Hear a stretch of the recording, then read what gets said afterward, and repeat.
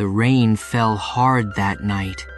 Cold wind moved through the broken windows of the old hotel. No one came near this place anymore. People in the town said it was cursed. They said someone had died there many years ago. They said ghosts lived inside. But still, one person came back. Her name was Mira. Mira stood outside the gate of the broken hotel. Her black coat was wet. Her hands shook. Her eyes were full of fear. But inside her heart, there was something stronger than fear. It was pain, and a question that never got an answer. Why did you do that to me? 15 years ago, Mira had stayed in this hotel with her best friend Ria. They were both just 17, full of dreams, happy, laughing, until one night everything changed. Ria disappeared. The hotel said she left in the middle of the night, but Mira knew that was a lie. She remembered Ria screaming. She remembered blood on the floor of room No 302. She remembered the door closing by itself, and she remembered waking up the next morning outside the hotel, alone. No one believed Mira. Her parents thought she was mad. The police said she was lying. The hotel owner said Ria ran away. But Mira knew the truth was still inside that room. She just didn't know how to face it until now. Years passed. Mira moved to another city. She finished college, got a job. But every night, she saw the same dream. Ria's face, crying, screaming, her hand reaching out, her voice calling, "Help me." And every time, the dream ended with the sound of a door slamming shut. So now, at 32, Mira came back. The hotel was closed, but the gate was not locked. Everything looked old. The signboard was broken. Windows were dark. She walked inside. Her boots made soft sounds on the dusty floor. The walls smelled like smoke and wet paper. She passed the old reception desk. It was full of spider webs. She slowly walked up the stairs. Her heart was beating fast. The lights didn't work, but she had a torch. The air felt heavy, cold. The hallway was quiet. Her feet stopped in front of a door. Room No 302. She touched the doorknob. It was cold, like ice. She pushed the door slowly. It creaked. Inside, everything looked like that night. The bed, the table, even the broken mirror. It felt like time had stopped. Mira stepped inside. The air became colder. She saw her reflection in the mirror. But behind her, she saw another face. A girl, pale, crying. It was Ria. Mira turned fast, but no one was there. "Raya?" she whispered. The room answered with silence. Suddenly, the lights flickered. The door slammed shut. The torch fell from her hand. Darkness. Only her breath and the sound of something moving. Something behind her. She turned again. Nothing. Then the walls started to change. They showed pictures, like a movie. She saw herself and Rhea laughing. Then she saw them entering the room. Then a man, tall, in a hotel uniform, smiling. But his eyes looked wrong, evil. Mira stepped back. She remembered now. That night, Rhea had told her something. She said the hotel manager made her feel scared. She said he came into her room when she was alone. Mira had thought Rhea was imagining things, but she was not. The room showed more. Rhea trying to run. The man pulling her back. Rhea screaming. Mira sleeping deeply, like someone gave her a drug. Then blood. Rhea falling. The man dragging her body away. Mira fell to the floor, her hands on her mouth, tears on her cheeks. I didn't help her. I didn't listen, she cried. The room shook. A loud bang. The door flew open again. The hallway was full of whispers. Shadows moved. Mira stood up. Her fear had changed. Now, she was angry. She picked up her torch and walked out. She went downstairs. The basement door was open. She had never seen it before. She walked down. The walls were red, scratched. The air smelled like rust and pain. At the end of the hallway was a small room. Inside, there was an old box. Locked. She broke the lock. Inside, there were clothes, bloodstained, a photo.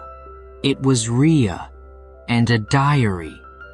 The diary had the hotel manager's name, his writings, terrible words. He wrote about hurting girls, about killing, about hiding them in the walls. Mira closed the diary.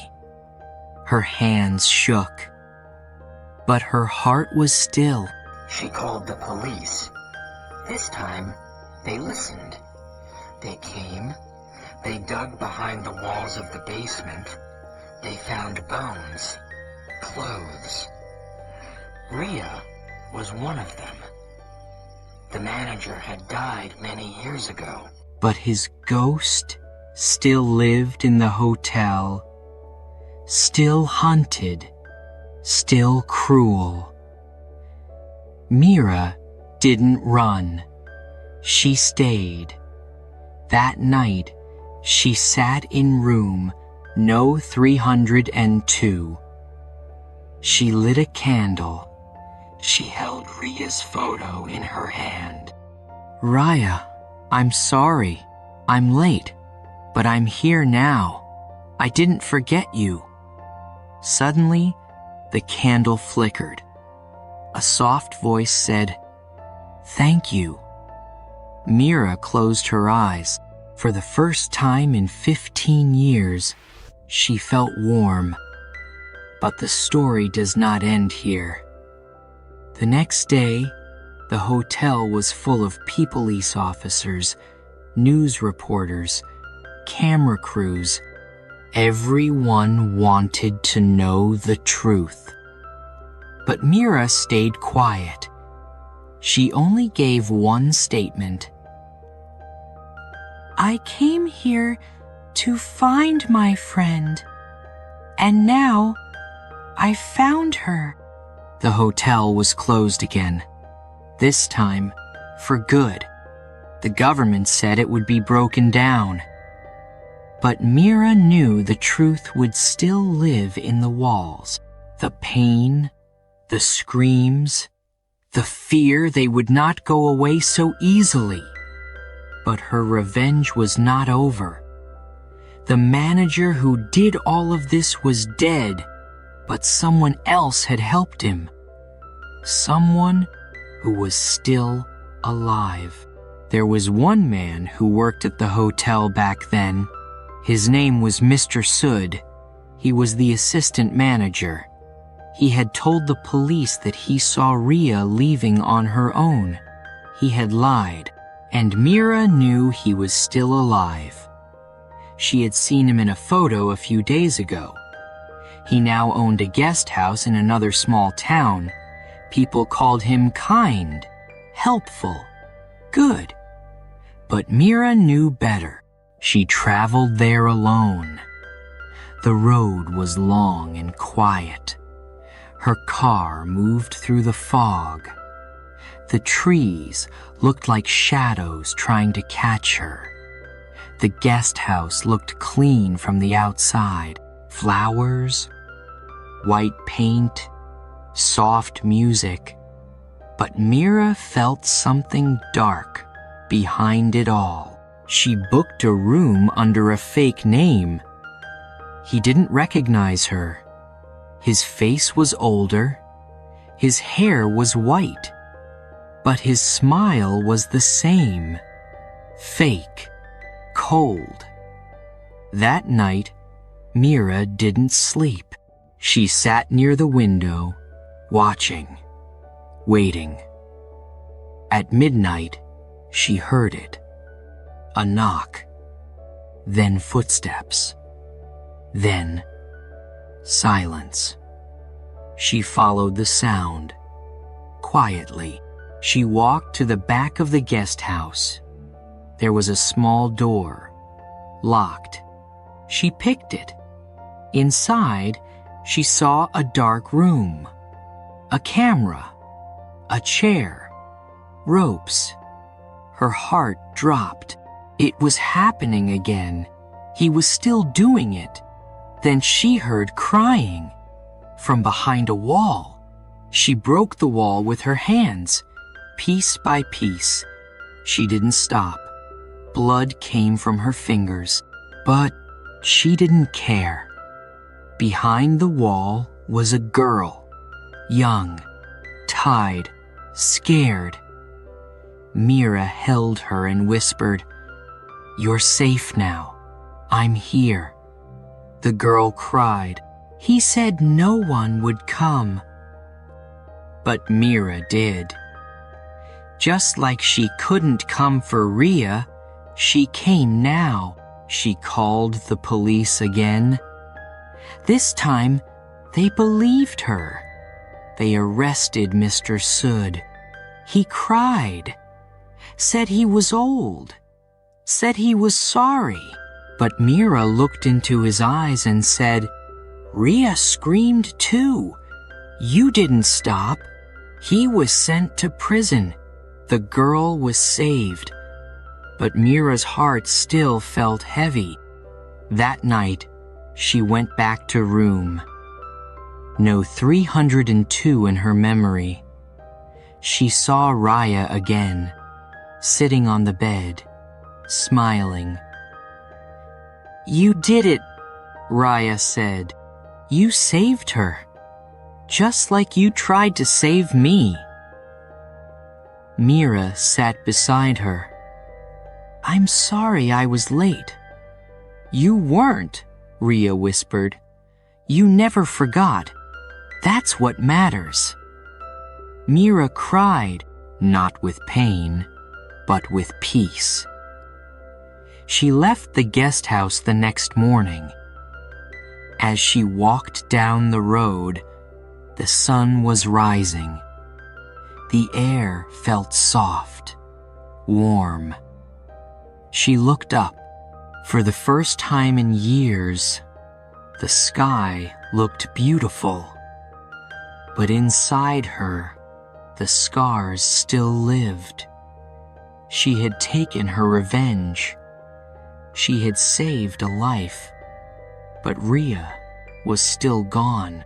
Before she left the town, Mira went to a quiet garden. She took out a small box. Inside was Ria's photo and a bracelet they used to share. Mira placed it under a tree and said, "I kept my promise, Ria. I found the truth. I fought for you, and I'll never stop telling your story." She smiled through her tears. A soft wind touched her face. Like a hand, like a hug, she closed her eyes and whispered, "Goodbye, room No 302. And in that moment, far away in the broken hotel, the candle in room No 302 blew out, but the light it left behind stayed in Mira's heart forever.